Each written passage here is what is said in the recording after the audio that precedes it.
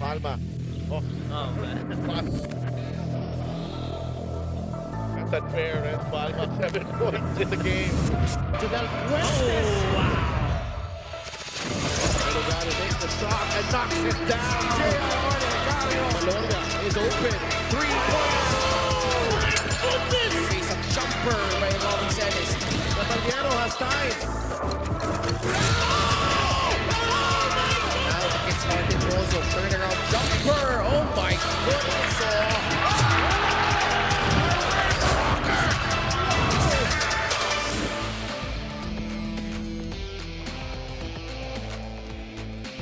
Ito ang Liga ng Bawat Pilipino. This is the Maharlika Pilipinas Basketball League back in San Juan City as we bring you the second of 3 games ngayong Huwebes dito sa PhilOil Center.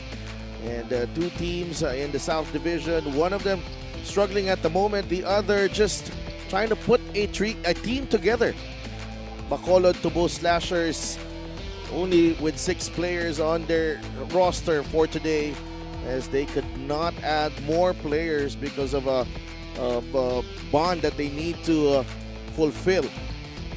Kakalaban nila ang kupunan ng Imus, JJ Caspe, who is coming off a 6-point output in the last game. They will battle it out in our second game. Imus and Bacolod.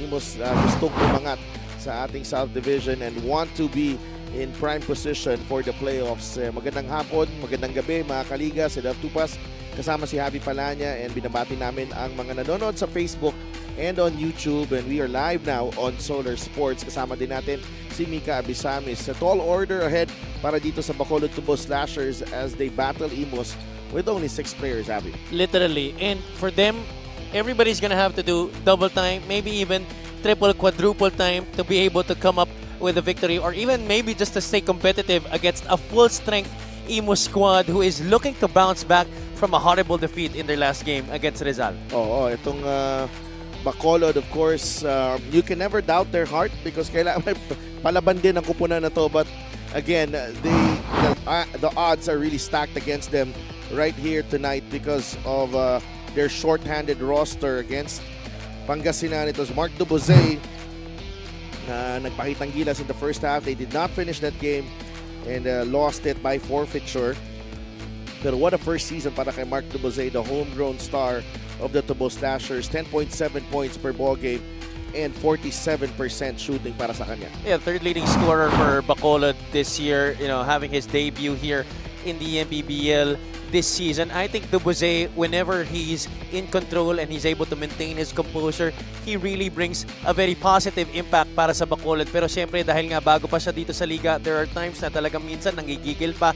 Sometimes, there are times he gets his emotions in the way. But these are part of the learning experiences that he really has to go through. But putting up these numbers, definitely no fluke because we've seen it for the most part of this year para kay Mark Dubose. He was the best player in their first win, and then si JC Adjay yung sa pangalawang panalo nila, no? Imus, on the other hand, they have drawn consistent performances from Kent Arriar, and but Yusei Koga has been in and out of the roster, and you know, the veteran Yusei Koga, you expect more from him and make this team a little more stable, particularly with JV De La Cruz returning as well para tulungan itong Imus in that playoff push. Koga had the best game of his season this year para sa Imus in that game against Rizal, although that ended up in a loss. A guy who's averaging only 3.5 points per game, scored 14 in that game and was very efficient, 5 out of 7 from the field. Ito naman si Kent Arriar, he's been one of the leading scorers, surprisingly, for this team, loaded with good scorers. Ito si Arriar, who's averaging around 12 points per game. He had 14 in that loss against Rizal, but he has been a pleasant surprise para kay Coach Brit Roma. But also coupling this with the thing that we're very used to seeing from Kent Arriar, which is his rebounding and hustle. Well, double-double machine ito si Kent Arriar this season, and Coach Brit, you mentioned it, Javi, they are at full strength tonight as they take on Bacolod, and they will be favored to get past this team na nahirapan nga to put together their roster. JJ Caspe managing just 6 points against the Rizal, and it's a far cry from previous performances. Imagine this guy putting up 46 points a few weeks back against Marikina. You're right. And, aside from that, he's been able to break the 20-point barrier multiple times during this season. He's averaging 18 points per game, one of the leading scorers of the entire league. For your leading scorer to put up only 6 points, that's a huge problem and a big reason why they fell behind early against Rizal. Unang quarter pa lang, 20 agad yung naging lamang ng Golden Coolers and they were never able to recover from that one. Titingnan natin dito if makakabawi ang Imus. Miguel Pere with the starting lineups. Forward number 10, JC Adjay. And the other forward number 15, Aldave Canoy. Dito po Slashers will be led by Emric Sahota with Britton Havilona, assistant team manager Kevin Custodio. Now, the starting five for Imus Grumpy Joe Brotherhood. Starting at guard number 13, Ryusei Koga. Also at guard number 12, JJ Caspe. Coming in at center, number 14, Ray Acuno. Forward number 19, Errol Soriano. And the other forward number 24, Mark Doligon. The head coach for Imus is Brit Reroma. Assistant coaches, Jade Padrigao, Mike Orquillas, and Ricky Alcantara. Team consultant, RJ Rizada. Assistant team manager, TJ Marquez. Team owner is Ruby Navarro. Reference for this ballgame are crew chief Manuel Binondo, umpire Starting 5 Bernard of this Centeno, game brought to you by umpire 1xBet, the two, title sponsor of the MPBL. 1xBet, your choice, your victory. Feel more game with 1xBet. Bacolod has John Pastias, Mark Dubuze, Miles Canya, JC Adjay, and Aldave Canoy. Only Richard Oviedo is on the bench. Imus, on the other hand, has Yusei Koga, JJ Casper, Ray Acuno, Mark Doligon, and Errol Soriano. And it looks like Yusei Koga will take the technical free throw because Bacolod has not managed to come up with a 10-player roster for today's game. And that's one thing that we've seen from Cebu in their past games before management took over when they were only fielding in 6-7 players each time. That's a league rule where you have to field at least 10 players or else there's always going to be a technical free throw at the start of the game. Dapat 8 to eh, Javi. 8 or no, 10. 10 yung dapat. Bacolod. Ngayon dapat. Dapat ako, si Rudy, si Coach Noy, tsaka si Coach Pipo. Tapos si Coach Pao pwede na rin. So, kompleto na. Pwede pala hanggang 10 na dapat eh. Nonetheless, Bacolod with only 6 players as Acuno misses from close range. Rebound ni JC Adjay.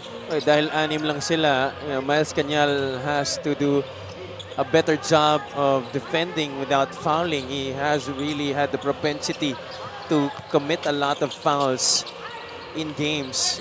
Kaya may mga laro kung saan he stays on the bench because of foul trouble. But wala siyang choice dito sa laro na to kundi talagang mapipilay sila lalo na sa loob.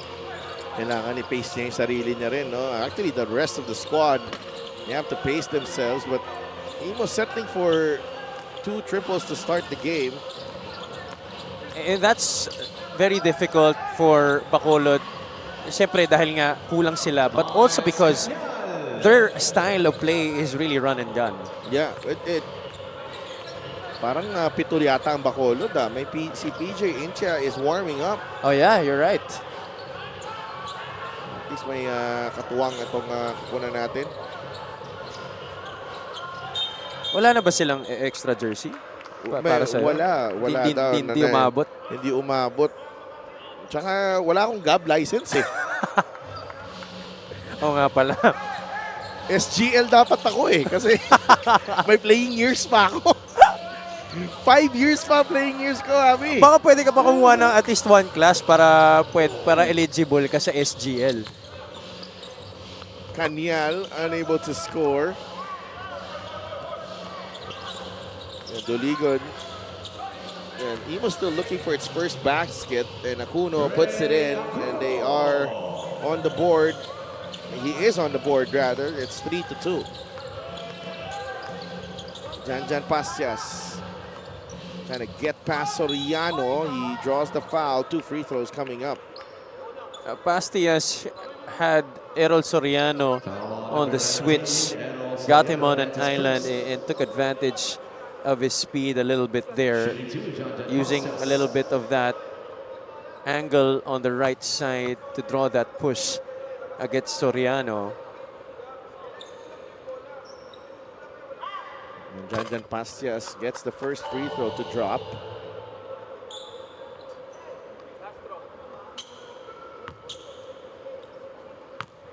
Five points per game this season. A really solid free throw shooter at nearly 70%. It's 4-3. Caspe to Errol Soriano down low. Well defended by Canyal. He comes up with the stop. Dobose turns on the Jets and the layup is good. Yeah, Imus has to be careful here. They can't underestimate the Tubo slashers who have shown this season, throughout this season, na nagiging problema sila even against the stronger teams in the league. Because, you know, these guys, although they may be young, although may iba sa kanila bago dito sa liga, they're out there trying to prove something, and they want to make sure that they wear that name on their jerseys in front to the best of their abilities. Back the other way, Caspe. Makudo. Doligon drives. Really forceful there, Mark Doligon. But this is something that Imus can definitely take advantage of sa laro na to try and assert their might inside the paint because of the lack of interior defenders para sa Bacolod. Maybe even try to get Miles Canyal into foul trouble. Akuno. Koga now with Doligon. Inside they go. And Aldave Canoy gives up the foul. Bacolod will be, I assume, sticking to that zone defense for majority of this game to try and conserve their energies. Fast break of the game is brought to you by Extreme X Pop Personal Karaoke Speaker. Every day, karaoke. Doligon from the corner. No good. Rebound ni Canoy rather. Dobose pushing. Dobose travel. That's something, you know, players still tend to forget dahil minsan, syempre, pag mga pick-up games, di naman tinatawag yan eh. Dito kasi tinatawag yan. Yeah, same foot landing, you gotta land on the other foot when you're trying to make a hop. As Caspe knocks down the three, really trying to bounce back from that awful performance in their last game. When you have your leading scorer scoring only 6 points and having only 8 shot attempts, that's a major factor as to how you really struggled in that game against Rizal. Aldave Canoy, yes! Gets the three to drop. And Bacolod regains the lead, 9-8, early stages of this ball game.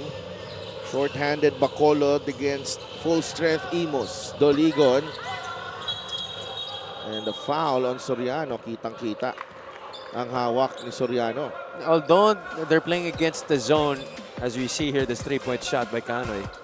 Three-point shot is brought to you by Extreme One-Stop Shop Appliances. Although they're playing against the zone, itong Imus, which really brings them a lot of opportunity to shoot from the outside, I think Coach Britre Roma would want his boys still to try and look inside the paint for options to score in the interior.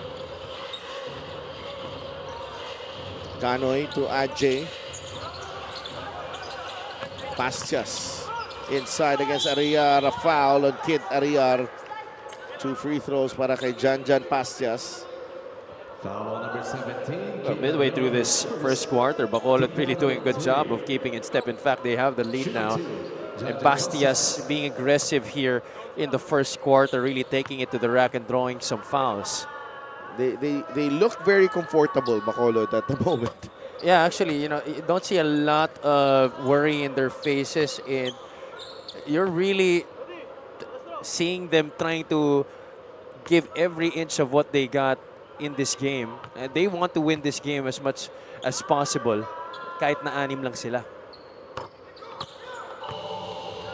The 10-8 is the count. After that split at the line from Janjan Pasches. That will go in for Mark Doligon. We're tied at 10. When he is not settling for outside shots, when he's putting the ball on the deck and trying to attack the rack, he is at his best. Ito si Mark Doligon. Duboze in trouble. Turnover forced by Ryusei Koga. One of the more established 3-and-D players here in the league. Ito si Ryusei Koga forcing that turnover on Duboze. Play of the game is brought to you by 1xBet, title sponsor of the MPBL. Your choice, your victory. Feel more game with 1xBet. Another major front runner of, if we had it, yung ating All Resurgent 5 this year, ito si Mark Doligon. Doligon trying to find Akuno in the middle. Ariar ends up with it. Duboze gets the layup. What we're seeing right now is ito pang Imus ang medyo nagsistruggle in scoring on their side of the floor, and Bacolod is taking advantage of those misses, really trying to go in transition. If they want to, I do believe Imus has it in them as well. Oh yeah. Yeah, that is if they want to, because they can flip a switch. And I've seen that so many times this season. Kaya nilang baguhin ang complexion ng laro eh. But I think they're pacing now. But kung may I don't see any reason why though. Yeah. Kaya nga eh. Kung may kailangan mag-pacing dito, Bacolod yun. Mismo. Kanyal unable to convert that mid-range jumper. Koga pushing. Good sign here for Imus. Getting shots early in their shot clock and a miss from Caspe. JJ gets it to Koga. Three-pointer from Ryusei Koga. He's got 4 points in the game. Ryusei Koga. Ajay is fouled and Doligon is telling everyone to get back on defense. Oh, he's definitely been one of their leaders this year. As you take a look at Koga knocking it down from the right wing. Wide open shot. Caspe passed up on an open look of his own to feed it to one of his more dependable shooters in Ryusei Koga. Now Dave Cano against Kit Ariar. Nice spin. Dave kapos ang kanyang layup. Rebound. Reggie Boy Basibas. Basibas in a rush. Basibas is fouled on the way to the cup. Imus just might have one of the most versatile lineups we have so far here in the league. You got a lot of guys able to play multiple positions. You got Doligon, you got Basibas, Ariar, Belencion, JV De La Cruz too. Now this is a deep roster. And how can I forget, of course, JJ Caspe. And naalala mo yung unang games namang season nila, no? They Really had a strong start to this season. LGR is the official outfitter of the MPBL. Maraming salamat sa LGR. And remember, they beat Zamboanga. Yeah, you're right. And that happened in Quezon on last second shot. It really was a big confidence booster para sa kanila. And they went on a winning streak of their own at that point after that win against Zamboanga. But recently, they have been struggling to get on the board. Even lost to Marikina in overtime. Duboze gets it to PJ Inkia. Unable to score right there. Susubukan ng lalim ngayon ng lineup dito as Kit Ariar able to lay that one in. Imus extends the lead to 5. Tinakbuhan na nila ang Tubo Slashers dito. Which is why after that loss to Marikina and the recent loss to Rizal, they cannot afford to have another painful loss in this game, especially against a team that's only playing with 6 players. Ariar helping them to a 5-point lead heading into this timeout.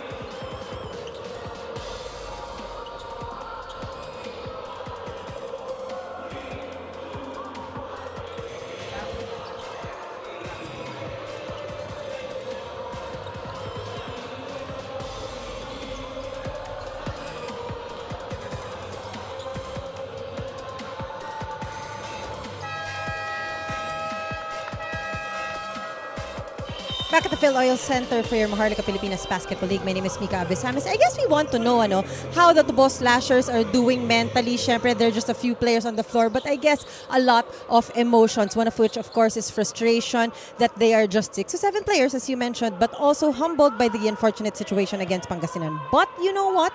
It wasn't all bad. In the middle of the situation, there were some good experiences. One of which was Miles Canyal. He expressed how that was a once-in-a-lifetime opportunity for him defending the muscle man, Vic Manuel. Sabi niya, nagkagirian pa nga kami. Sabi niya, grabe, nasa sahig ako, nakikipagdepensahan kay Vic Manuel. Kailan mo pa mauulit yon? Pinapangarap ko lang yun sa TV dati. He said, grabe daw ang IQ niya, ang lakas ng katawan, yung composure. At dahil nandun na rin ang topic namin, napag-usapan na rin namin yung mga iba pa niyang nakalaban na malalakas sa frontline. Ang sabi niya, yung experience na daw kay Egelos at Muyang, grabe daw ang opensa nila. Si Daddy Mark din daw sa Abra. Kaya naman lahat ng ito, dadali niya daw against Nueva Ecija, their next game. Kung saan makakaharap naman niya si Will Macaloni at Jammer Hamito na ang gagaling naman daw ang post moves. Overall, Miles is here to take everything in the most he could do out of a situation like this. Sedalf and Javi. Talk about making the most out of opportunities, and Miles Canyal. You always look at the silver lining, Javi, with every unfortunate event. And that's not because you have no choice, but also it's something that you carry with you. If you're naturally a positive person, lalabas at lalabas yan at lilitaw yan, and you have to cherish every moment. You're right, exactly. And in a world right now where negativity is slowly trying to bog us down, it's nice to see that players like Miles Canyal have that optimistic and positive outlook on those negative experiences that he brings. And a lot of coaches will say, you don't really lose, you learn. Yeah. It's either you win or you learn. Yeah, and pretty much that's the mantra right now for the Tubo Slashers. And let's face it, not everyone gets the chance to play here in the MPBL. And these are the chosen few. Miles, Janjan, Aldave, JC, and Mark de Bose, chosen few from Bacolod. We gotta thank guys like Vic Manuel, guys like former PBA players like Mark Pingris, and the whole lot that we've seen come over the years to the league that have really added to the prestige of this league, which has made this really one of the premier basketball leagues in the Philippines. And it has been a joy that we've brought the action to the whole country because of that. Gent Ariar cleans up the miss. And PJ Intia there, diniretso niya kanina, and it ended up as a block. And you go back to what happened there to understand what happened on the other end, where Ariar was able to finish the break. It's a 6-point game at the end of one. Bacolod trying their best to keep in step against Imus here, but the brotherhood just too much late in that first period. They went off on a slow start. They were trying to feel things out, trying to go for shots from the outside. They settled for those 3-pointers, but then come the latter part of the first quarter, bumulusok na itong Imus brotherhood. But this is a very manageable lead for Bacolod, 24-18.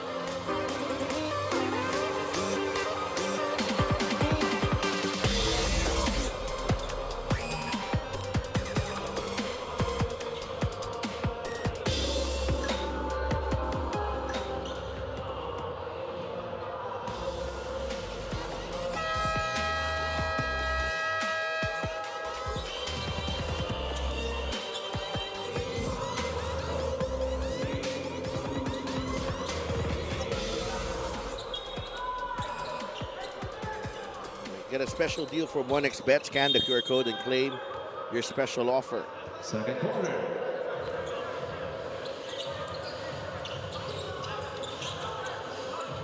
Imus with possession to start the second period. De La Cruz, Belenson. Masyado malakas ang pasa kay Reggie Boy Basibas.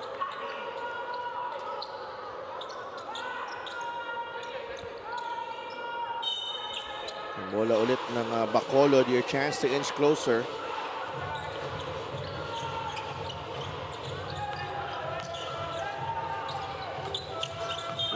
That's a travel on Aldev Canoy.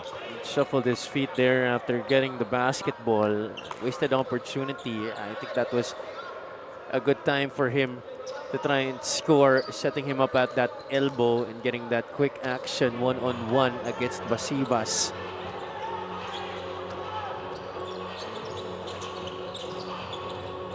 De La Cruz to JP Belenchon off one leg on that three. The only guy who you will see do that consistently here in this league. Now they are able to die for that loose ball. Belenchon gets it to go. And he will definitely not be afraid to just keep on shooting, no matter how much he misses, especially if it's an open look. You can count on JP Belenchon to launch and hit. Canoy. A foul on Belenchon. Three-point shooting so far. 3 of 6 for Bacolod. But Imus has really settled for a lot of outside shots because of the zone that Bacolod has been playing. Look at Ariar diving for that basketball. Basibas picking it up. And then Belenchon left wide open. Nobody rotating to guard him. Agaw ni Ariar ang inbound ng Bacolod. Belenchon, a 3 again. Got it. 11 puntos. Off the bench, JP Belenchon. These are the things that Bacolod cannot afford to do. They can get misses, but that's better than turning the ball over. At this point, turnovers have been piling up. Good thing that they were able to knock down a 3 there to stop the bleeding. And this is just a 9-point lead, but they definitely have to be stronger with the basketball, make better decisions dahil nga hindi nila pwedeng ibigay yung bola na madali sa kabila because Imus will push the basketball and try to get those baskets in transition. Lorigo and finds Basibas, basket and one. Medyo boy Basibas. JP Belenchon, manapit na rin itong mag-suit up sa, sa Washong, sa 40 up league. Doon rin ba siya galing? Wow, yes my friends. What a roster of players they produced. Good effort galing kay Basibas. And hulaan mo anong position ni JP Belenchon doon dati. He was a big man. Really? When he played for that school. Nung high school siya because ganyan na yung height ni JP Belenchon na high school siya. So he was operating as a big. Nung lumipat siya dito sa Manila, doon na siya na convert into a wing player. But was he always a shooter? No. Really? Yes, I tell you. So talaga trinabaho niya na lang talaga. Iba, you know, isa sa mga bumilib ako dito kasi talk about transforming your game. And he really did so here. All started with after he was recruited by Letran. That's very difficult because most players really, you know, if you're a shooter ever since, yung touch na yun talagang nandun eh. Pero if you try to convert yourself into a shooter, you don't really become a shooter like the natural ones are, but you're able to knock down shots, but just not at a consistent rate like the natural shooters do. But JP Belenchon, he's definitely now one of the best shooters here in the league. I think it's more of the work he's put in, Javi. No doubt. Ibang klase din trumabaho to si JP.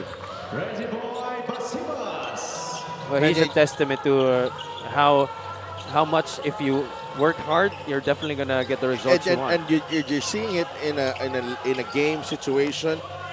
And paano na lang kaya pag naglalaro kayo, nagpi-pick up game kayo. And I've played pick up games with him. Ibang klase kung saan-saan tumitira. Tapos ang dami pang variation yung dribble, may step back, may side step.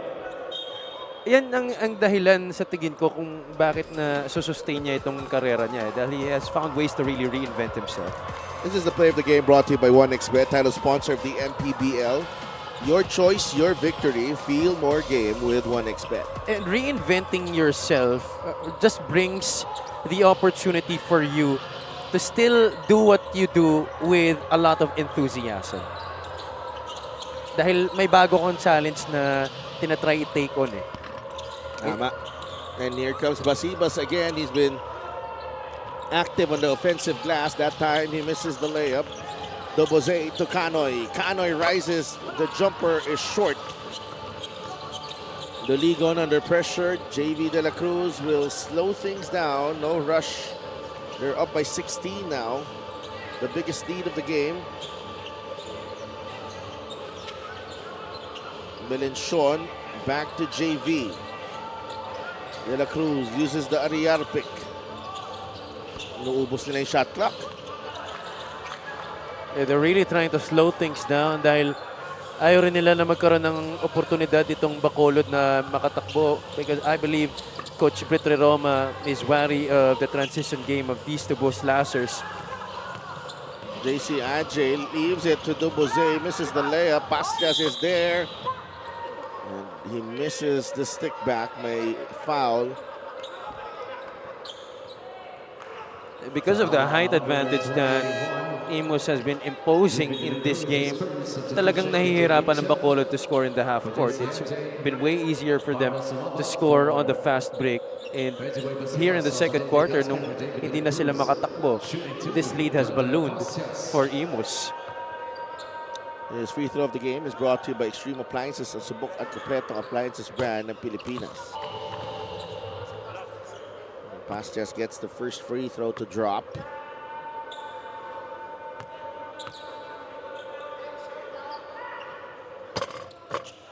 One for two for Janjan, 37-22.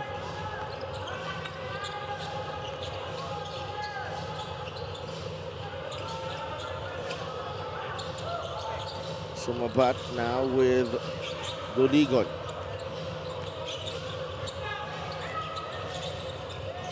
Caspe steps into this three-pointer, no good. Rebound ni Kanyal. Miles to Janjan, back to Miles. Miles, no. I think medyo nag-alangan siya dun sa tira na yun. A little bit of hesitation going up for that shot. Melenchon out to Doligon.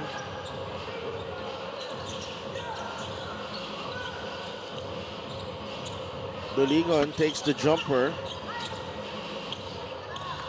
PJ Intia, atake sa gitna. Finger roll won't go, but he'll get two free throws. That's been one of the strong attributes that he's shown us this season. And the ability to attack the cup. Ito si PJ Incha. Intia at the line, averaging 7.6 points per ball game this season. He misses the free throw. The free throws have been an issue all season long for the Tobo Slashers. Yeah, especially JC Ajay, who usually gets to the line a lot of times, but only shooting below 50% from that area. It's 37-22. Caspe to Melenchon.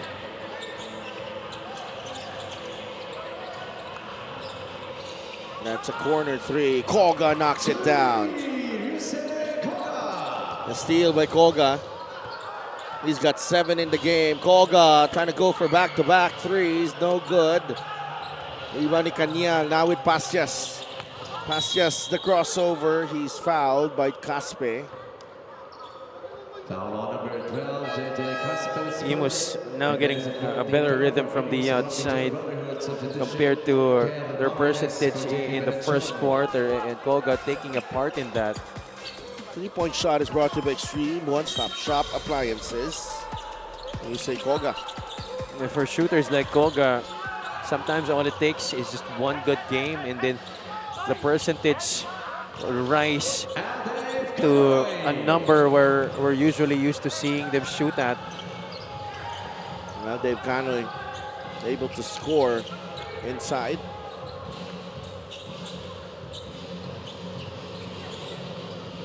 Bangiles is in the game. Koga, the extra pass. Caspe for 3.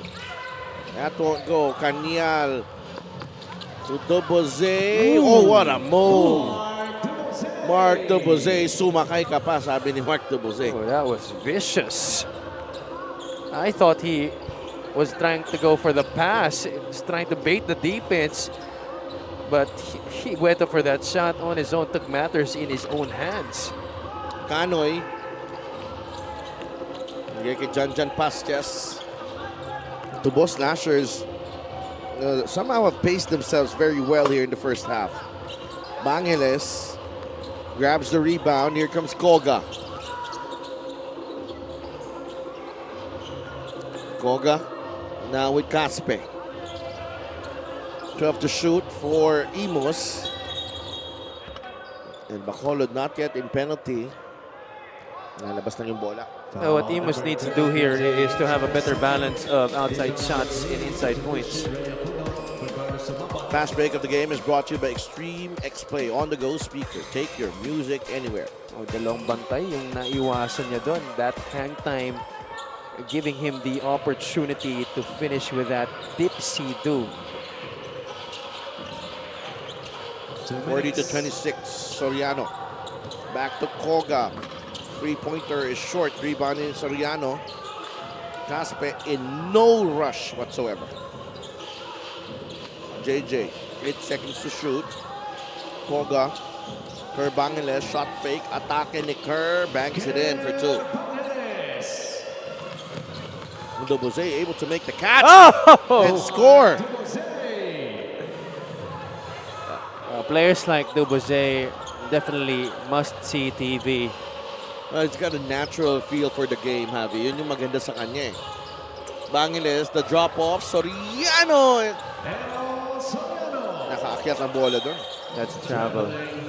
At saka yung tapang ni Duboze, that's something that a lot of guards probably don't have, especially at that age. Tingnan mo yung nangyari dito. Duboze.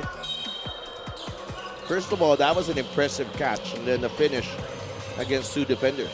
The ability to draw that kind of contact, to get that space, it still finished through it. That's a veteran move coming from a rookie here in the MPBL in Mark Duboze. Now they whistle an offensive foul on Ryusei Koga. That's a rare turnover coming from Imus, only their 3rd in the game. 44 to 28.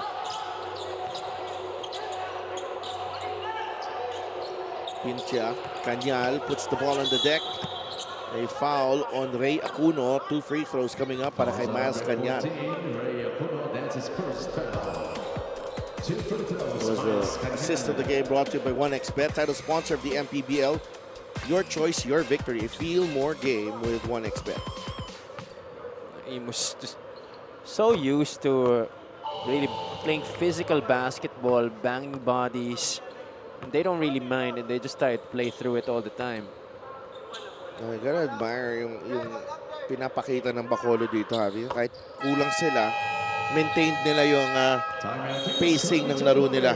Mismo. And you know, even though they're down by 14 points, this is still a very much manageable deficit for them to recover from. Iwasan lang talaga nila na lumaki ng husto itong lamang.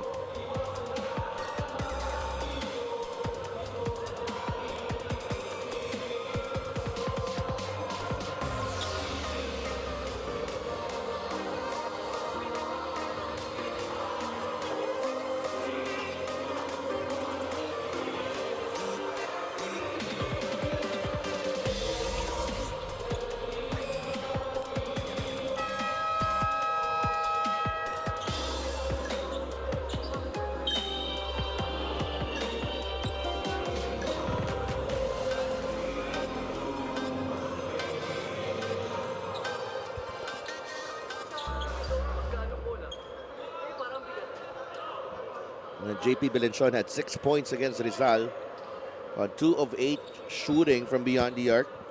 Tonight already with 11 three-pointers para sa kanya. Yeah, averaging 7.5 points per game this season. One of the streakiest shooters that Imus has on this squad. Oo, and kitang-kita natin dito. Pag ganyan kalibre si JP Belenchon, lista mo na para kay JP Belenchon. 11 puntos. First player in double figures para dito sa Imus Brotherhood. Lamang ng 14 points. against the Bacolod Tubo Slashers. Kit Ariar, the double-double machine. And Errol Soriano trying to seal Adjay. It ends up as a pass, a throwaway. Intia drives. Intia gets to the other side. Well defended by JJ Caspe. 15 seconds remaining.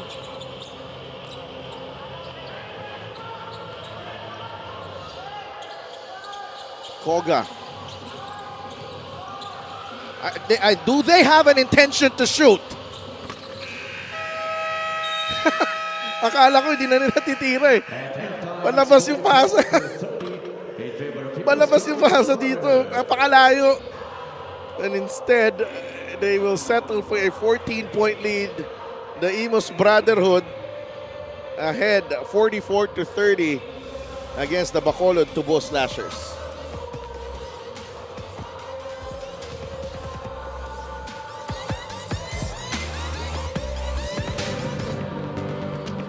I came from nothing. Just a small boy from streets of General Santos City. No shoes, no food, no chance, just a dream in my heart. From flyweight to junior middleweight, 8 divisions. Thank you. Mabuhay ang Pilipinas. Mabuhay ang bawat Pilipinong nangangarap at lumalaban. This is our victory. This is our story, and the best is yet to come.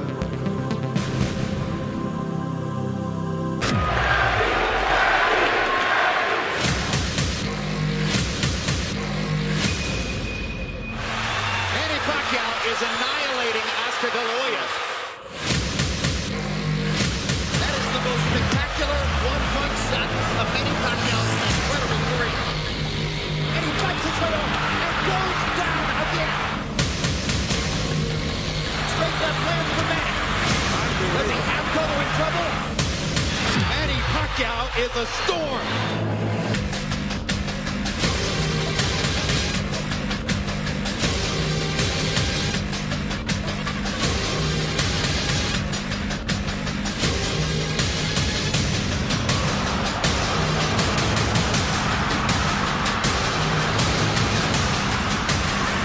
Another huge left hand by Pacquiao. Punch after punch after punch. And he got the straight left hand. And there's the punching down. Look at the brilliant accuracy of Manny Pacquiao. Landing with both right and left hands. This is why we use the word sensation.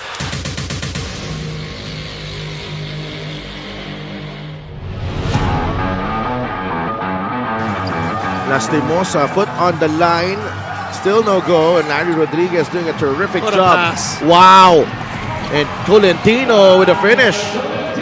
Saktong-sakto. I don't know who that was, but it looked to be Larry Patrick Mahomes Rodriguez. Hindi ba Tom Brady yun? What a pass. Ang mahirap pa sa pasa na yon, got the rebound in traffic, halos malapit na siya dun sa baseline, no, sa linya ng binyan. But the look ahead sa kabilang court, and obviously yung pag-execute ng pasa. Pinan went too early. Gives an opportunity for Batangas, but Keith Pido getting the steal. Enough time for Pasig City. 5 seconds remaining. Manalang gets it back. Warlo Batak. Tax Bindel lays it up and in to beat the buzzer.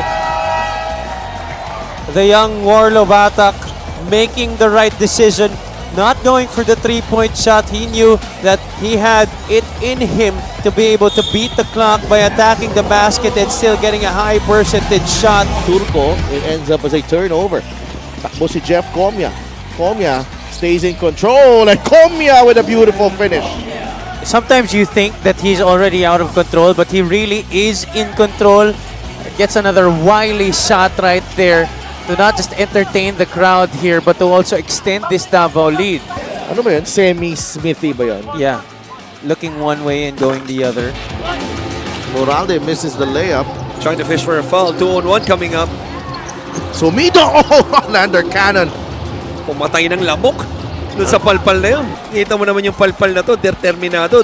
Uy, back-to-back blocks yun, ha? Oh, dalawa. By Mr. Cannon. Well, Cannon has had a few highlights this season. No? Yung mga palpal niya.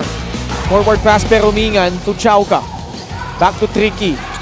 Behind the back. Oh, what a pass to Sam Peralta for the deuce. Practically a give and go. Tricky Peromingan gives it up to Val Chauca, then gets it back, and then another pass, a spectacular one behind the back to Sam Peralta. Kamson as well. Sa laki ni Kamson, no? Oftentimes he would expect a strong finish. That time, little finesse. Caballero finds Kamson! Basket and one. What a pass from Caballero to Eric Kamson. Terrific finish galing kay Eric So Kamson. itong kombinasyon na to by Keanu and Eric ngayong gabi has been really effective. Just went through it. The defense. Oh! What a shot to beat the buzzer. How about that from Kit Jimenez? Kit Jimenez already with a bunch of points in this game. Still 3 seconds. That definitely is gonna count para kay Kit Jimenez. John Fa with a steal. 8 minutes left.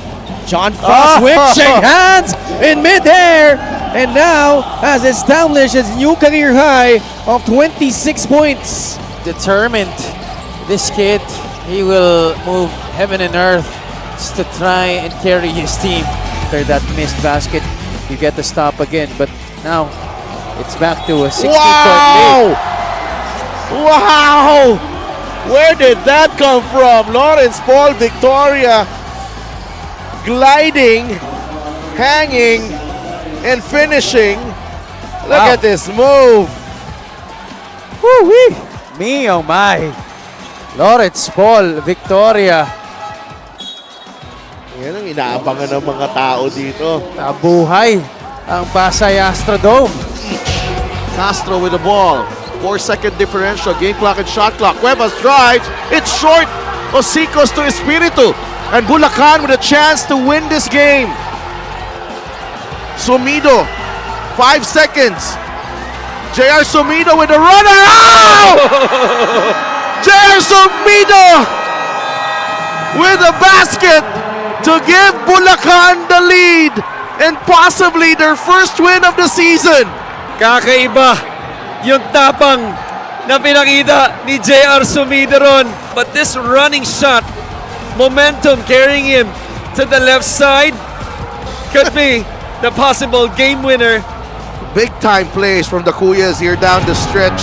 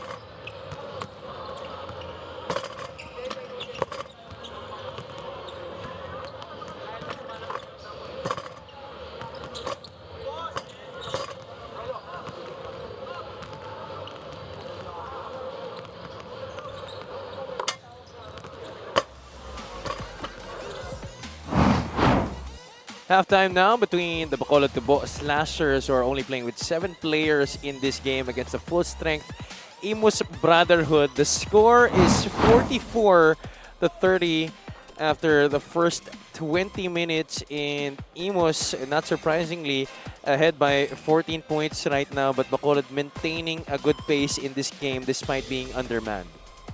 And the bench points reflecting really the advantage of Imus. Natatawa tayo kasi talagang dalawa lang yung bench ng Bacolod. Yun na nga eh. JB Belenson also coming off the bench. No? And, siya yung malaki yung contribution sa bench scoring na yan. 11 of the 26 bench points of Imus. 6 of 24 shooting from beyond the arc. And 4 turnovers for Imus. Di maka-apply ng pressure itong Tubo Slashers. They're conserving their energy as they prepare for the second half. Mark Dubuze and ang kanyang pinsan na si Aldave Canoy leading the way for the Tubo Slashers with 8 points apiece. We expect JC Adjay to join them there sa among the scoring leaders. No? Hindi pa masyadong nakakapuntos ito si JC Adjay. And sa kabila naman, JP Belenson has 11 points to lead all scorers. And he will sit on the bench to start the third. JB De La Cruz, Mark Doligon, Kent Arriar, JJ Caspe, and Reggie Boy Basibas ang 5 para kay Coach Britre Roma. Sa kabila naman, Janjan Pastias, Aldave Canoy, JC Adjay, Mark Dubuze, and Miles Canyan. I think the lack of pace for Bacolod in this game has really hurt the scoring opportunities of JC Adjay because he's so used to being the one that's anchoring the fast break para dito sa Tubo Slashers in their past games. Pero ngayon talagang hirap siya makakuha ng bola, especially because the opportunities to run, especially after that first quarter, have been few for Bacolod. Tsaka hindi rin sila makatakbo dahil the rebounding battle is dominated by Imus 31-19. Exactly. In the half court, it's just really been a very difficult time to score para sa Bacolod because the height and the length of Imus has been a big problem para sa kanila. Look at that. Late clock situation in Adjay forced to take a shot that he doesn't usually take. 12-point game here. De La Cruz to JJ Caspe. JV De La Cruz, a 3. Arriar. That ball batted away. Pero last touch ni Kent Arriar. JV De La Cruz has been trying to find his rhythm in this game pero hindi pa nahuhulog para sa kanya. His first game back after sitting out a lot of games. He got injured right around the 3rd or 4th game of the season, Javi. And pang ilang games na nila ngayon, I think he's missed the last 10 games. But before that, he was on a tear scoring-wise. Dalawa sila ni JJ Caspe. And that's why Imus had such a terrific start, contrary to what a lot of people expected them to have. Doligon, a 3, got it. Mark Doligon extends the lead to 15, 47-32. First conversion from the outside in this game for the former Bacoor striker. Kanyal, na handoff kay Pastias, balik kay Miles, finishing up top. Count the basket plus the foul. Beautifully played two-man game there para sa Bacolod. Left side pick and roll involving Pastias and Miles Kanya, little handoff, and then the pocket pass right on the money. Gist of the game is brought to you by 1xBet, title sponsor of the MPBL. Your choice, your victory. Feel more game with 1xBet. Kanya completes the 3-point play and it's back to a 12-point deficit na hinaharap dito ng Bacolod. Imus with the basketball.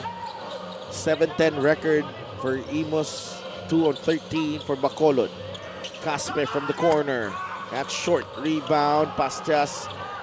Derecho kay Dubuze. He is fouled by Doligon. When Imus goes up for those outside shots and there's no second chance or third chance opportunity, this gives Bacolod a chance to push the basketball. Adjay, it's on to Janjan Pastias. Binabantayan ni Reggie Boy Basibas. That's last touch.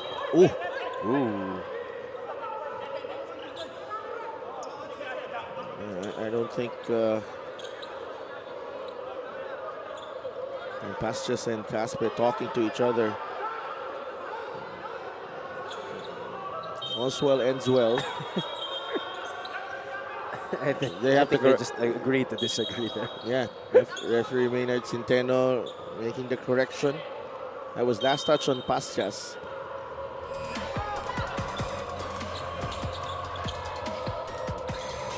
It's part of the game. Yeah.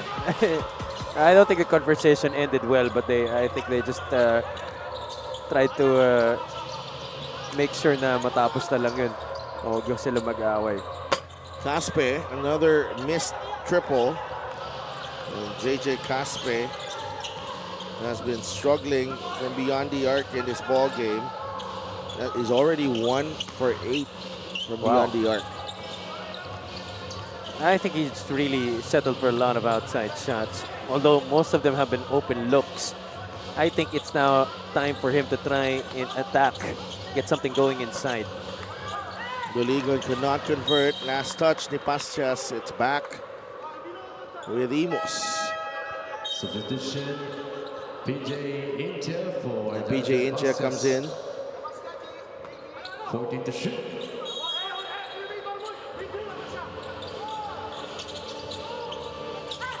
Basibas to get for the inbound. Nakuha ni De La Cruz Caspe. JV, fade away. Yes. Nice to see that shot still there para kay JV De La Cruz despite that finger injury that he sustained the last few months ago. I think one positive thing that we can draw from that situation is at least hindi yung shooting hand niya yung nadali dun sa injury na yun. You can see that his left hand is heavily bandaged, but good thing the right hand still well and swell para kay JV De La Cruz. It's very hard to try and continue playing if it's your shooting hand that was injured. 45 to 39. Basibas is fouled. It looks like it will go against Intia. Yeah, it's clipped the left hand Basibas as he went for that shot. And those are fouls you hope na hindi mo na sana i-commit dahil it's useless. You could have just put your hand up or just allowed Basibas to go up for the shot dahil nahuli ka na rin ng konti dun sa pag-close out. 50 to 35. And Basibas with 7.8 points, 6.4 rebounds, and solid numbers this season para kay Reggie Boy Basibas. I don't think he played last season. Pahinga to last season. Yeah, I think he missed last season.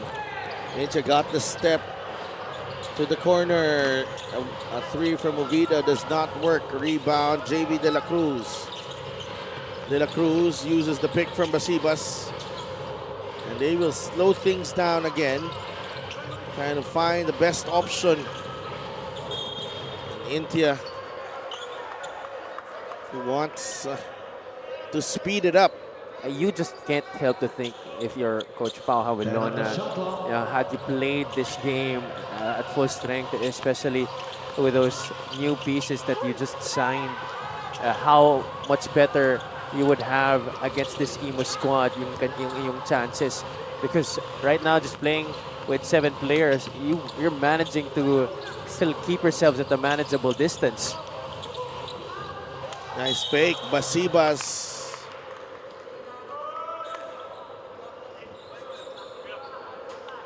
And the team with the advantage, okay, just can't seem to shake off a team that's short-handed and that's also struggling. Hindi na sila nagkukulang ng player eh. Hindi rin ganun kaganda yung nilalaro itong Bacolod. You're right, Bacolod. But hindi sila maiwan nitong Imus. Imus, with the lineup that we're seeing right now, could easily be up by 20, 30 points. As here's the official outfitter of the MPBL, Basibas knocks down the free throw. But what we're seeing right now, I'm pretty sure about it, is definitely not full gear for the Brotherhood. They're trying to conserve themselves, but I don't know for what reason. And parang ano kasi, they're just going through the motions. Exactly. It just seems to be like a walkthrough for them at this point. Kanyal unable to score. He gets his own miss. Canoy attacking the Aldave Canoy. Count the basket. You have to be careful if you're Imus because this Bacolod team, you know, they don't care how many odds are stacked against them. They will try to find tooth and nail to get themselves in a comfortable position to make this competitive. Yeah, Aldave Canoy has been struggling with a shoulder injury he sustained against Mindoro. Could not complete the three-point play. It's a 15-point lead still. And that's why the jump shot hasn't really been the same recently para kay Aldave Canoy. Tama. Usually reliable yan eh. That's a free throw line. Kent Arayar unable to hit. Janjan Pastas. Movida. Drives baseline. Kicks it out to Pastas. Pastas against Basibas. Janjan. Layup is short. Was able to get the steal, but the foul on Pastas. Foul on number 8. Janjan Pasias, that's his second substitution. We've mentioned a lot of the departments wherein Bacolod has struggled in this game, but one part of this game that they've been really doing so good at has been managing their fouls, actually, Sadelf. Kaya nga, they really have no choice but to manage those fouls. Sometimes you know, pag nakalusot na, you gotta give up the 2 points. Koga to Doligon. Jumper won't go. Rebound ni Intia. Bacolod playing with a lot of urgency because they are short-handed. What a move! Oh! Aldave Canoy. He's got 12 points in the ball game and it's down to 13. Ang lamang dito ng Imus with 3 minutes remaining in the third. Little Statue of Liberty underneath there para kay Aldave Canoy. Pretty finish for the young man. Doligon gets Canoy in the air and the foul on Aldave Canoy, and Mark Doligon will have 2 free throws. Check out this move. Hezi. Galing kay Aldave Canoy. That's our Gixter. Great move of the game. 4 for greatness. Despite the not so good pass coming from PJ Incha, Canoy was still able to make something out of it. And Doligon, that's the first free throw to drop.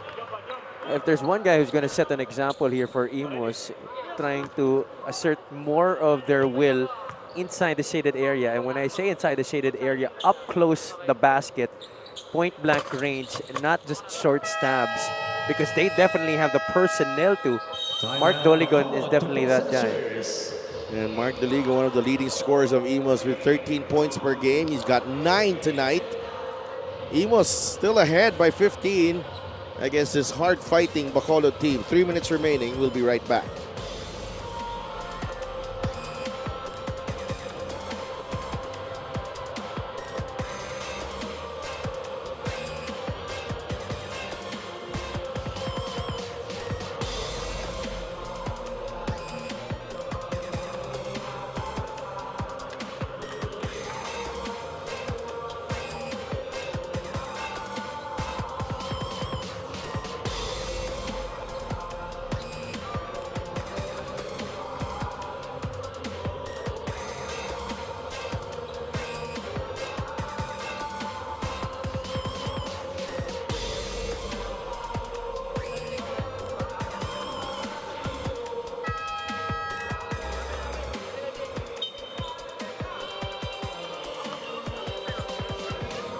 Our fan of the game is brought to you by LGR, the official outfitter of the MPBL. Hindi nyo yata sinabihan na siya yung fan of the game, ah. Walang kamuwang-muwang na nasa harap na siya ng camera. Kaya nga, we didn't get a smile or a wave or usually nakakuha tayo ng kaway-kaway dyan eh. Well, maybe because she's watching intently. I wonder who she's cheering for, though. Oh, mukhang seryoso ang kanyang panonood ng laro natin. As Foul on number 13. as serious as Bacolod is right now. And that is a 14th foul for Imus. Shooting 2. And remember, we're just in the third quarter. They're trying to see how much energy they can conserve so they can go full gear in the last 10 minutes. I feel like kailangan you have to play with consistency and how it's one way to be patient and deliberate. It's also different, when you just go through the motions. Certainly what Imus is doing right now. They find De La Cruz, corner 3, in and out. The thing is, it sort of builds habits, Javi, during the course of a game. Tama ka dyan. Kaya nahihirapan ka rin. Kung gusto mo i-flip na ang switch, minsan hindi nangyayari. And it's mind-boggling to me that, they have this kind of game after a beatdown against the Golden Coolers. As we see Koga knock it down from the outside, you would expect a team like Imus, who's trying to have better standing in the Southern Division, to have kind of like a statement game as a bounce back to that horrible loss that they've had against Rizal. And this is a good opportunity to do that, especially because you're going up against a team who's only playing with 7 players. Koga, Vilencion. The shot clock down at 2. De La Cruz misses. Soriano with a rebound. And again, they will pass the ball around and wait for the shot clock situation to get a little late. Ariar had a shot right there. And it's an air ball from De La Cruz. Substitutions. If you're going to take a look at the shot chart of Imus in this game, they have a bevy of shots from the outside. So few inside the paint. You would expect a team as deep in the front court as Imus, with that height advantage over a 7-man roster of Bacolod. You would expect them to really have a beatdown inside the shaded area, but that's not what they're doing sa laro na to. And JC Adjei trying to capitalize on the opportunity here. It's down to 12 again, the lead of Imus. And just managing this advantage that they have. Ong. Koga relocates, fires a 3, too strong. Pastas to Dobozay. Dobozay for the finish. It's down to 10. Ang lamang dito ng Imus. Ibang klase itong bata na to. He is just unfazed at whatever defense he's facing, especially when it's a fast break opportunity, more so a one-on-one sitch. Vilencion, they go to Soriano dun sa ilalim, and he scores down low. Errol Soriano. Pastas trying to beat the buzzer. That does not go in. At the end of the third quarter, it's 15. The third quarter in the books. In favor of Imus, Grumpy Joe Brotherhood. This is still far from a done deal para dito sa Imus Brotherhood against the short-handed Negros team. We're seeing some nice execution from the Tubo Slashers, and the fight that they've shown in this game, admirable. On the other hand, Imus, not sure kung anong kaya pa nilang gawin dito. They're still up by 12, but you expect more from them, Javi. Definitely. Well, JP Vilencion has had a good game on his own, but I expect the whole team to try and up the ante in the fourth quarter. I definitely foresee Bacolod trying to go full gear in the fourth quarter, trying to overcome this 12-point lead of Imus.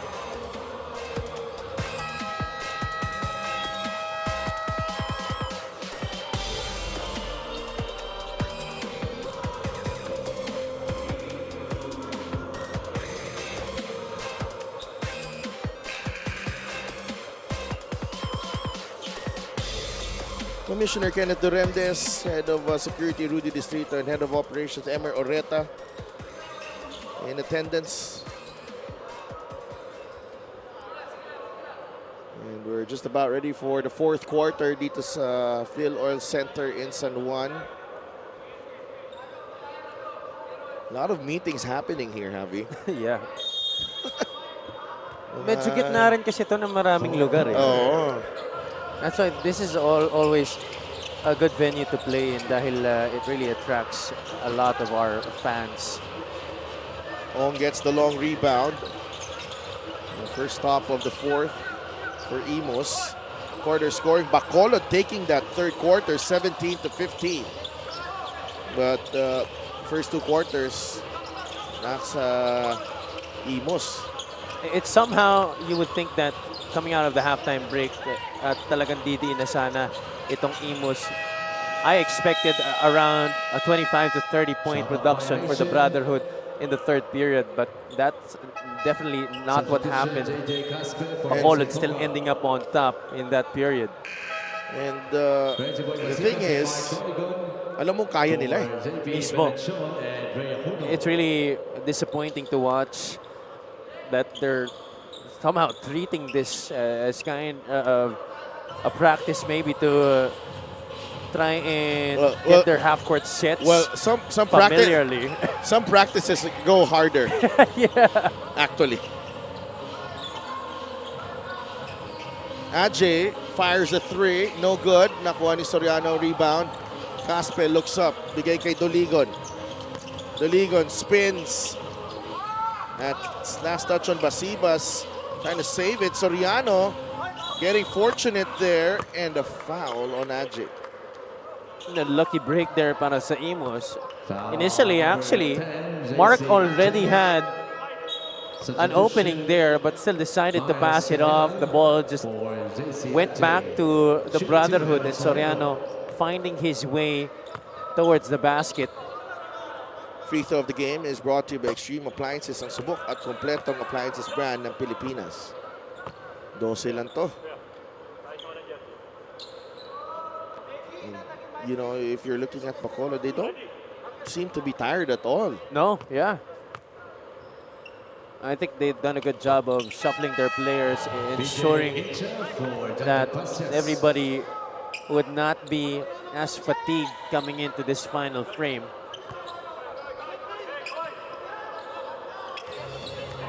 Ovida gets the inbound. He gets it across. Now Dave Canoy wants to attack the defense of Soriano. Absorbs the contact. And he's fouled as well. Canoy, 2 free throws coming up para sa kanya. That's his third foul. Shooting 2, Dave Canoy. Canoy gets the first one to drop. And I think what Bacolod has done a good job of in this game has really been spotting those mismatches and turning those mismatches into one-on-one situations. Canoy and Pastias have done a good job in trying to take their defenders to the rack on most of those situations sa laro na to. We go to Soriano. Caspe. Inside, Canoy was right there. Was able to defend that pass, pero may 3 seconds pa sa shot clock 3 dito. seconds on the shot clock, 3 seconds to shoot. Doligon has to fire. It's short. Ong with a rebound.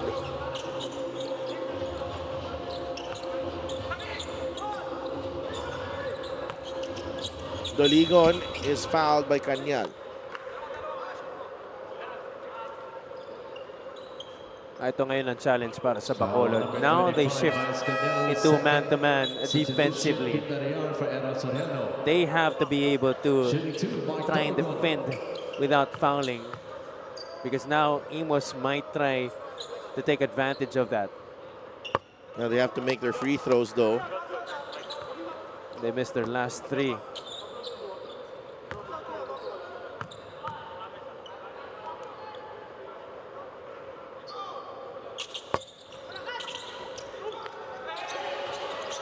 Intia. Gets into the lane, a foul on Ariar. The Imus is asking for a travel. No, I think Inchao was able to pull the brakes on time, drawing that contact. I like the mindset na pinapakita ng Bacolod dito. It's, you know, you don't show urgency, we will show urgency. We're undermanned, but we will fight hard. And I'm sure you can't help but to feel proud of your Of hometown course. squad, showing the Of course. Ilonggo brand of basketball here. Undermanned but unfazed. But I'm also quite concerned with the way that Imus is playing. They've allowed Bacolod to hang around here. Now Coach Ricky Alcantara is up from his seat, trying to see how they can restore order here. But Coach Britt hasn't stood up the whole time. Ayan, nakatayo na siya. Ang worry mo dito if you're Imus is that pag ano pa dito yung Bacolod and biglang may takip pang ring, which certainly can happen dito sa MPBL. And it's happening now from the free throw line para sa Imus. They were 9 out of 10 coming into the fourth quarter. They're now 10 out of 14. And those missed free throws have enabled Bacolod to chop away at this deficit, making this now just an 8-point lead. Get a special deal from 1xBet. Scan the QR code and claim your special offer. You gotta play with pride here if you're Imus. We've allowed Bacolod to pull within 7. Anong sagot mo ngayon? Because Bacolod has all the excuses in the world. You don't have it at the moment. Certainly. And Bacolod's going all the way here. They're even pulling out their full court press. Ariar with a counter steal. Sayang yun because Duboze was leaking out already. Ariar, jumper, no. Caspe with the offensive rebound. Doligon drives. Layup won't go. Basibas is there. And Reggie Boy Basibas able to get the layup to go. He's got 12 in this game. Canoy gets a running start. Canoy is fouled clearly. Bacolod's been able to draw fouls in the last 4 possessions against Imus. Imus continues to try and slow down the pace of this game, but Bacolod is looking to go full steam ahead. Whether it's a make or a miss, they're trying to attack. The thing is, di ba kung konti yung kalaban mo, yung natural mong tendency is, bilisan natin para mapagod sila. Mismo. Lalo't lalo na, ang dami nyo naman pamalit. Kaya nga, 0 for 2 though for Aldave Canoy. It stays at 9 ang lamang nitong Imus. Basibas kicks it out to De La Cruz. Now with JJ Caspe. He can shoot from way downtown. Caspe, the runner. It's off the mark. He gets his own miss. And he banks it in. Back-to-back baskets. That's big para sa Imus. Bacolod missing their opportunity that last possession. Canoy missing 2 free throws. Lead back up to 11. Ajay inside. Ooh. Fouled by Caspe. Foul on number 12, JJ Caspe. That's now 5 straight fouls on 5 possessions against Imus. Bacolod doing a good job. And it's all because of them being aggressive. And Ajay, even the free throws are going in. Fortune favors the brave. Ika nga, di ba, Sedel? Oo.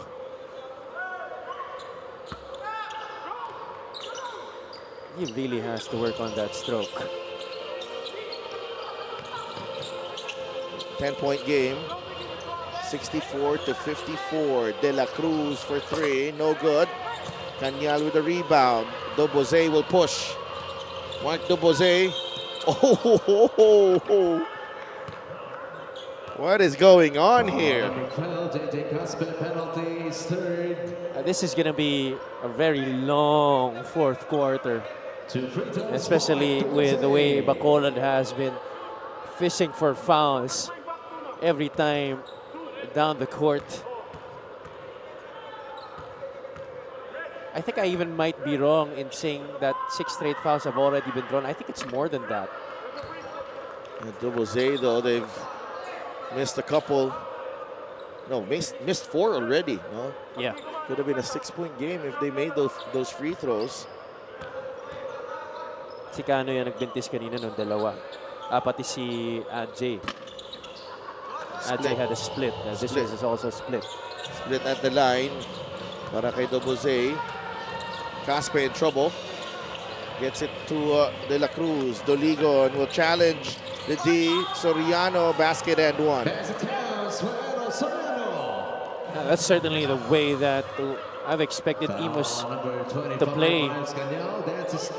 Aggressively attacking the basket. Assist of the game is brought to you by 1xBet.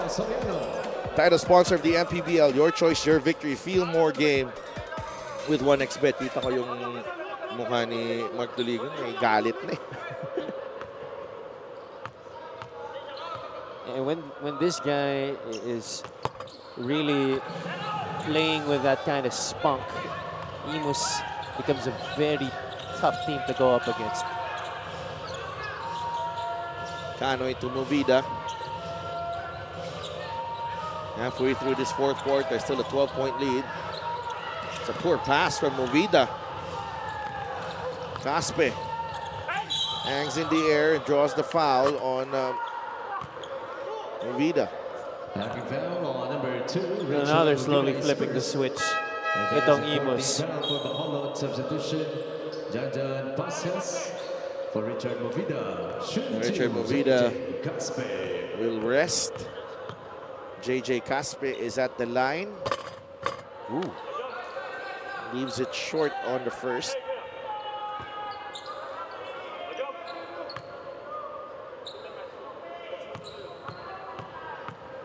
Caspe is a 72% free throw shooter this season. Ooh, 0 out of 2. The Brotherhood really having a tough time from the line here in the fourth quarter. There's a challenge here from Bacolod. They will challenge it.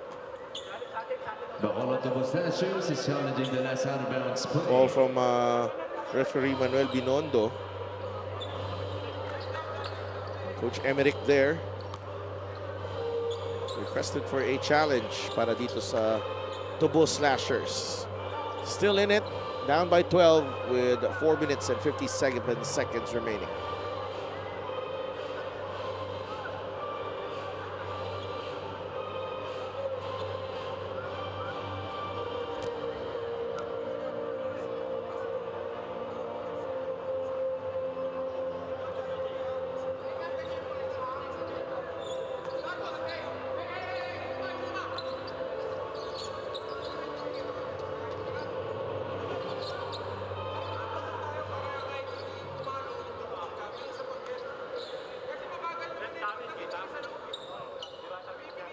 But review, the challenge was successful.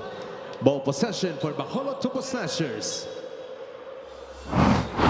So it is a successful challenge for Bacolod.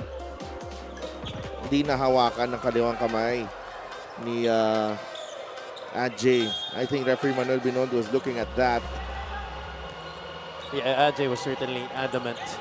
Did not touch it. Kanyal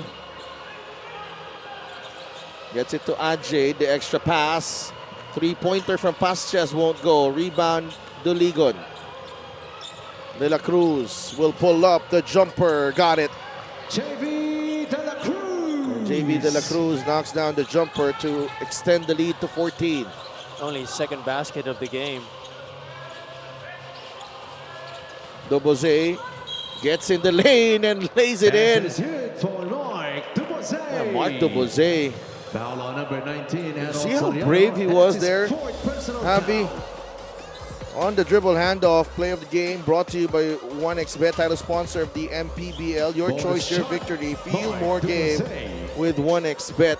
He's so good coming out of that 2-foot jump. That athleticism, although he may not be the tallest of guards, but he definitely has that athleticism to contend with taller defenders.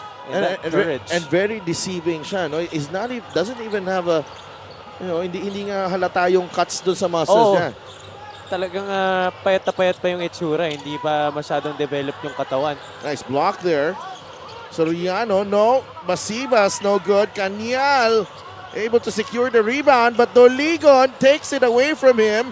Basibas. Imus staying persistent. Dobose. Nakabalik sa depensa mga naka-green. That's a foul on Soriano. O yun na yung takip na sinasabi mo kanina sa Del. Almost everybody from Imus has had it, but good thing Basibas has been able to save the day for them those last two occasions.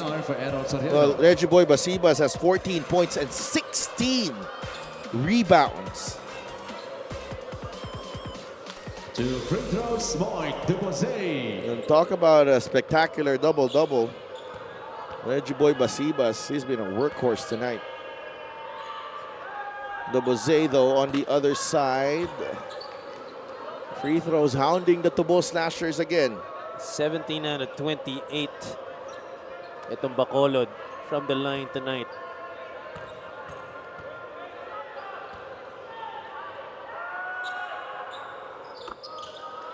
Dubose sinks the free throw. Another split, 12-point game. Basibas to De La Cruz.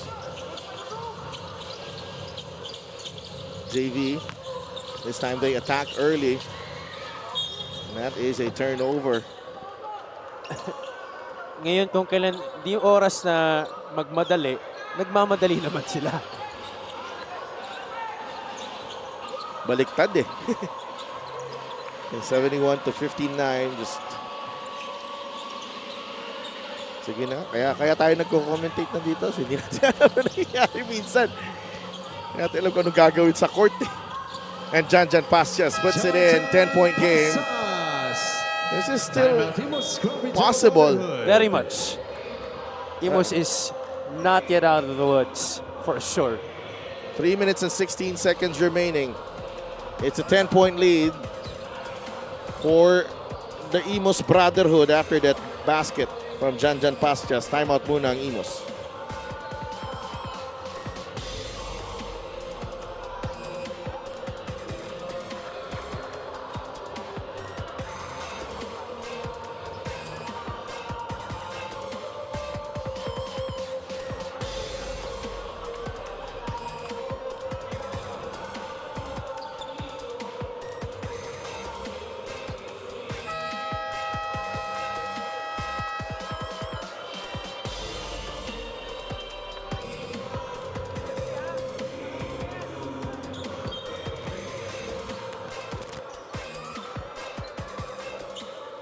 Nargixer fan of the game.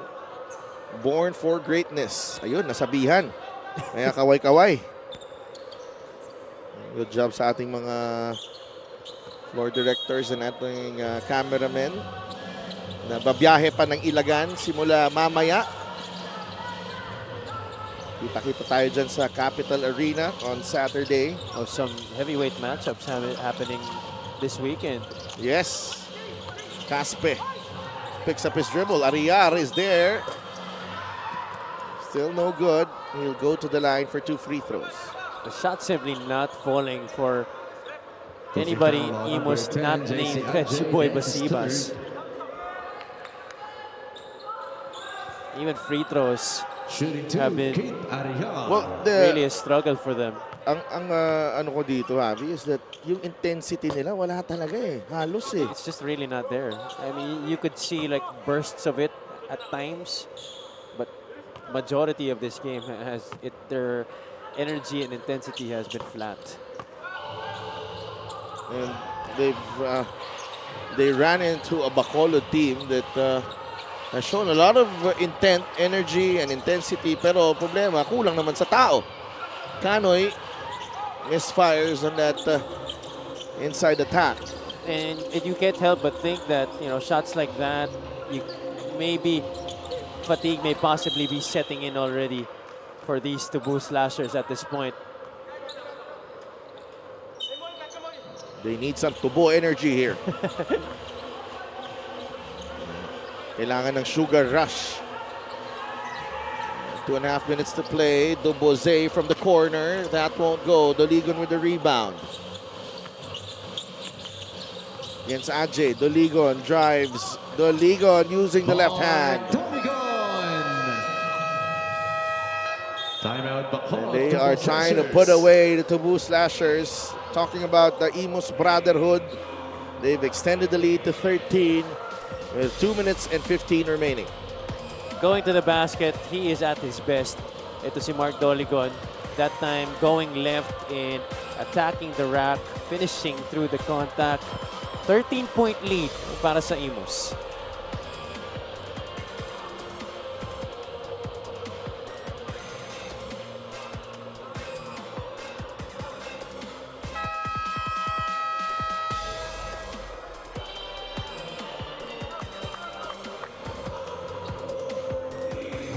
Mark Doligon had 18 points against Rizal. That's his former team right there, Javi.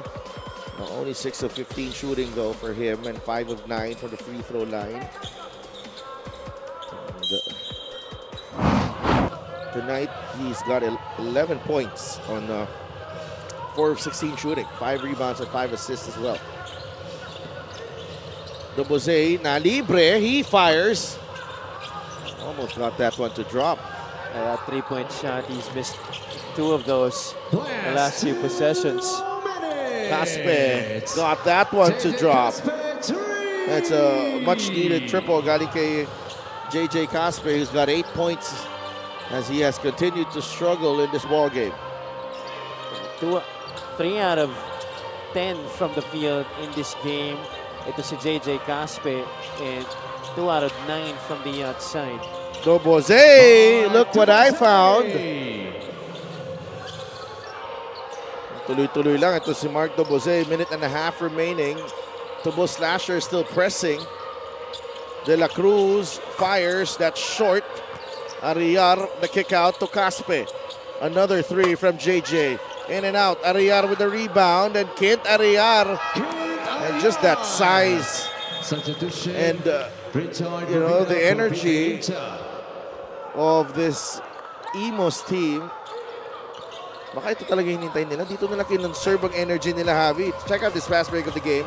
Brought to you by Extreme Cool Air Conditioners. Ang Extreme magpalamig, free installation for split-type air conditioners. Ajay, the turnaround shot. That won't go. Casper with a rebound. 79-63. Doligon in a rush. Doligon lays it in. I think there was absolutely no doubt in our minds that they could really do this. For me, it was just more of, you mentioned habit forming a while ago. That's one. Another thing is the way that a team is supposed to feel after struggling the past few games, especially after that big loss against Rizal. Yeah. You know, you're supposed to come out really motivated to give everything you can against the team that's playing with only 7 players. It's not because, you know, naaawa ka, but it's more of the respect that you give a team. You have to play at your best. That's respecting a team. But playing like you're going through the motions, for me, that's just not really a good thing. 22 points now para kay Duboze. It's 65-81. Caspe. De La Cruz for 3. Yes. JB De La Cruz, 39.9 seconds remaining. And Duboze looks at the clock. Gusto pa niyang makascore dito. He gives it to Aldave Canoy. Count the basket plus the foul. They have given up a lot of fouls here in the fourth quarter. Itong Imus Brotherhood. Bonus free throw. Aldave Canoy. He converts from the free throw line. in this game is certainly not a good way to prepare themselves for their upcoming matches, especially the immediate one ahead of this. They're going up against Nueva Ecija on July 5. Ilagan Isabela.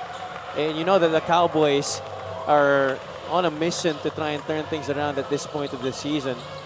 The way that they played this game, you know, going through the motions for majority of it certainly doesn't bode well against a team that's really trying their best to win as much games as possible to try and make a push for the playoffs.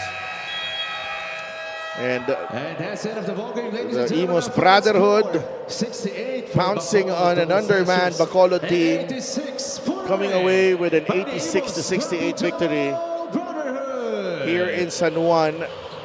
A tough challenge para dito sa Bacolod to start the game with only 7 players, but unable to overcome that. Huge advantage. Welcome back to JV De La Cruz, returning from an injury, and they needed every one of those rebounds from him. Reggie Boy Basibas, he finishes with 19 rebounds in this game to go with the 16 points. Kinailangan nilang trabahuin to because they were not coming out with the same energy and the same fire that we're used to seeing from this Imus Brotherhood team. Oh, he definitely cleaned up a lot of their mess, especially in that fourth quarter where the shots weren't falling at all for the other guys. Basibas comes up with those offensive rebounds, those putbacks, helping put Bacolod away eventually 86-16. And let's go to Mika Abisamis. Maraming salamat. Congratulations, Reggie Boy. Ang tumatak talaga sa amin dito yung 19 rebounds mo. No? Pangatlo mo na to na double-double performance. Pero ang ganda rin ng challenge na binigay sa inyo ng Bacolod. Ano? Kumusta ka pagkatapos ng larong ito? Ayun, nagpapasalamat din ako sa Bacolod kasi ang ganda rin ang pinakita nila. Kahit 7 lang sila or 8 nilaban nila, yun, papasalamat ako na maganda laban, wala na injury. Reggie Boy, nakabalik na nga si JV, ano? Tapos alam ko sa susunod na games, nandiyan na rin si Kaunan. Sa tingin mo, ito na yung kailangan nyo para makabalik dun sa mga panalo, lalo ang susunod yung kalaban, malakas din ang Ilagan Isabela Cowboys. Ayun ano rin kami kay Kuya De La Cruz na pumasok na kasi isa rin siya sa kailangan namin at saka yung Kaunan, kailangan namin ng big man. At saka yung Ilagan, halos kailangan din namin matalo yun kasi ng playoffs namin yun eh. Yun lang. Maraming salamat. Meron ka ba mga gustong batiin at pasalamatan? Ito po, thank you po kay Boss Ben Fernandez ng Grumpy Joe, Boss Noel Estrella, Boss Dave Almarenes ng Pick Up Jelibet, Boss June ng Sunset View, AJ Cabarles and Chip Alaysa ninyo, Ab Kaulaw Coffee, Boss Brother, kay Boss Brother, Miss Robin Navarro. Congrats on winning. Okay na po. Thank you po. Maraming salamat. May ano pa din po pala sa family ko laging sumusuporta. Tsaka yung girlfriend ko sa Criselena Roque, tsaka yung family ko sa Leyte, Roque Fam sa Makati. Salamat ako kay nanay na lagi nandyan. Yun lang po. Maraming salamat. A great performance by Reggie Boy Basibas. This play of the game is brought to you by 1xBet, the title sponsor of the MPBL. 1xBet, your choice, your victory. Feel more game with 1xBet. Si Delphin Javi. Maraming salamat, Mika. Congratulations kay Reggie Boy Basibas and the rest of the Imus Brotherhood picking up win number 8 for the season. Up next, it's a North Division showdown. Pangasinan against San Juan coming right up dito lang sa Phil Oil Center. Magbabalik ang inyong Liga ng mga Pilipino after a short break.